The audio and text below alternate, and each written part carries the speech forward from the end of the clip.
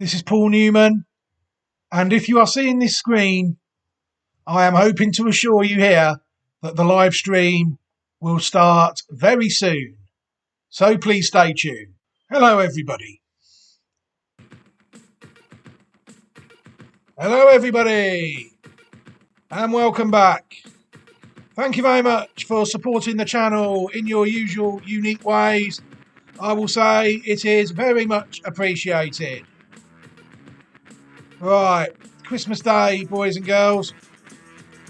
So we're just going to crack on today and really start to move things forward, heading into 2023.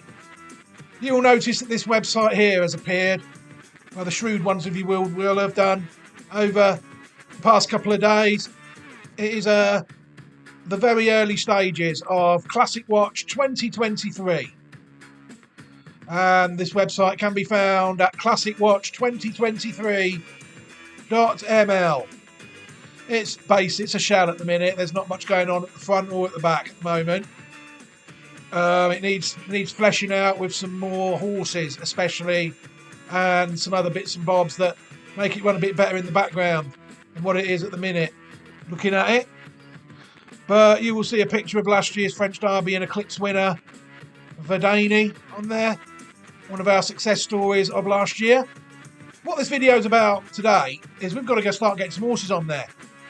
We've got 63 two-year-olds that we were looking at through last year. They're all at various stages. Imagine it as a race from start to end, with start being identified and end being on the site.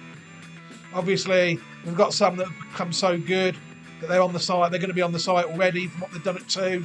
We've got others that are lagging behind a bit and are in danger of falling off the process and trials next year. We've got others that are just lightly raced, that haven't ran in Pack and Company. We've got some that have ran in Pack and Company and been beaten and need to improve. You know, we've got the only thing we haven't got really is late developing middle distance horses, which we hope to sort out before March, April time by me looking at some end of season results from last year and identifying some nice horses. What we need to do before that is we need to start ranking the horses that we've already got. So what I've decided to do to move everything forward is I've bit the bullet.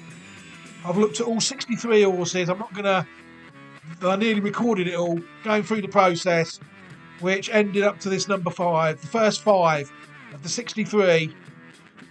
But I decided to spare you all from that. You know, we're just going to look at the final 5 horses, numbers 1 to 5. What I'm saying about these horses are that I think they'll win classics. I suppose that's what I'm saying. You know, the site is called Classic Watch 2023, and we need to be identifying classic winners. It's as simple as that, you know. I didn't do this last year. It was a bit of a rush job last year. The horses just went up as they ran in trials. But we're off to a good start this year. We've got 63, you know, with power to add. So I can't see why we can't pick 5 classic winners out of them 63 horses, really. So obviously, 5 to 10 might be there are obviously some very nice horses on here, you know, but these 5, the ones at this stage now, as we sit here on Christmas Day evening, they're the ones that I think are the favourites to land us classic glory next year. I'm not going to bang on about the pedigree of them. What I'm going to do is I'm going to link you to a card with the pedigree video of the horse, so people can just go off themselves and look at the pedigree themselves. You know, this is just, we're going to take a quick look at the form, name the 5 horses, and get on with our lives. Right, let's see how quick we can do this without me eulogising over these fantastic horses. The first one, it really is it was very tough between numbers 1 and 2, I must admit. 3 and 4 and 5, I've had them sort of in that place for quite a period of time, really. But they're good, solid options. What we're looking at really is the spectacular 1 and 2. You know, the heavy hitters, the heavy artillery. So what have I gone with? Number 1 this year has to be Tahira. It has to be Tahira. After watching her debut, when she blitzed the field by 5.5 lengths in July, Connections clearly knew what they had. They waited until September, and the way she then came out and absolutely trotted all over a subsequent Breeders' Cup Filly and Mares Turf winner in Meditate. Really does have to mark her down, really, as an absolutely fantastic prospect. You people, honestly, what a horse this could be. It has looked absolutely flawless in both its starts, in my opinion, and it has to be the number one prospect at this stage. Has to be, based on the pedigree of the horse, what the dam of the horse has done in the past, what relatives of the horse have done, what the horse itself did last year. It has to be number one. It's a filly this year and not a colt. The number one colt this year, as at this stage, I'm trying something different, but I'd have definitely picked the horse if it was UK and Ireland, and I'm going to pick Forte. Forte is an American horse, even though it has been beaten. People look at the form of it. It won the Breeders' Cup Juvenile, it won the Breeders' Futurity, and it won the Hopeful. It is a triple Group 1 winner, and the pedigree of this horse really is incredible. It ticks so many boxes. It goes back in history like I would like it to. Related to horses like Contrail and Essential Quality. We're covering classics less than 3 or 4 years old with this pedigree. It's beaten every horse that has been thrown in its wake. Cave Rock, Loggins, they've all been more fancied than Forte on the day, and every day Forte has proved me right so far. Can it prove me right again at 3 and win a not going to say Kentucky Derby, win an American Classic? Time will tell if it does, but it is a fantastic horse. Again, people just need to watch the races that it's won to see that this horse loves a battle. People just need to look at the pedigree of the horse to see it has got plenty of class as well.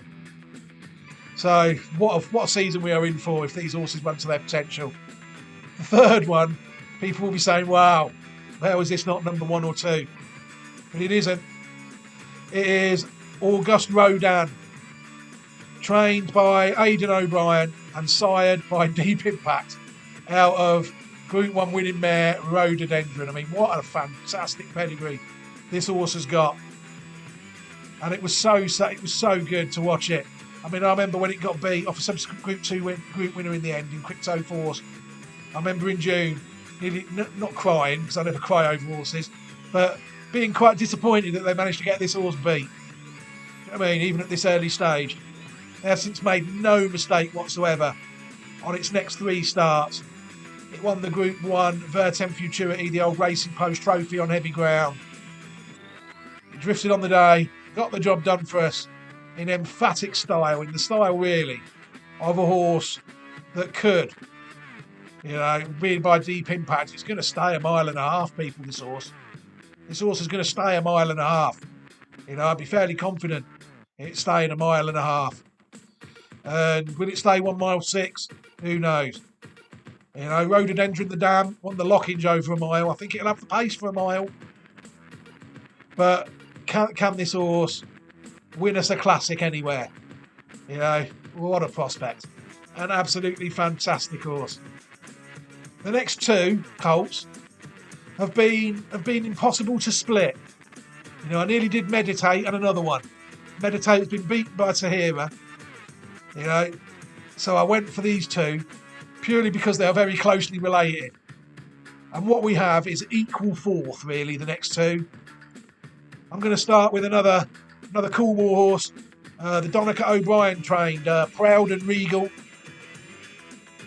by the last but one crop of legendary Coolmore stallion, Galileo.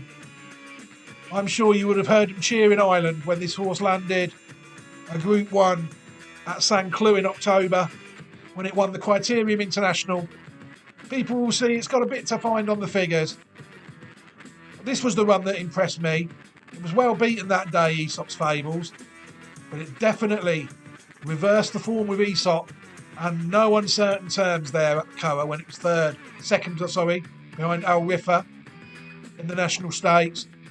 And I think the soft ground, if we're in for a wet winter, or a soft ground summer, then this horse here I think will be right up there.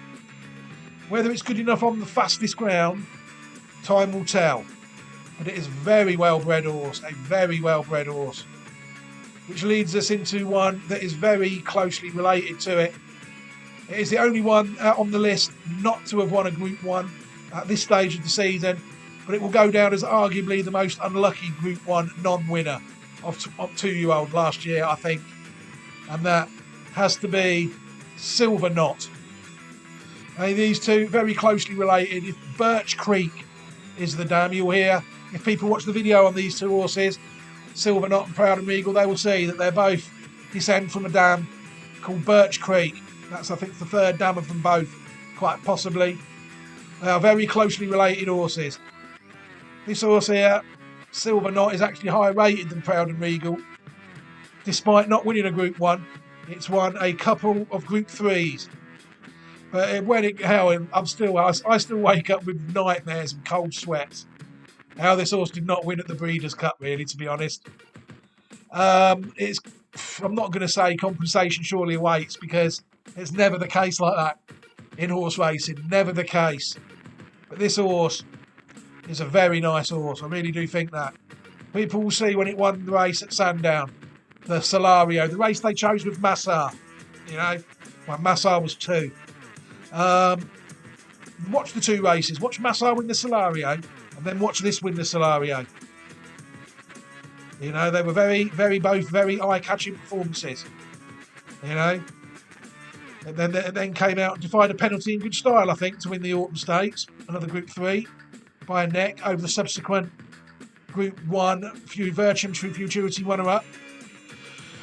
So the form of this horse, I think, stands up. It stands up well.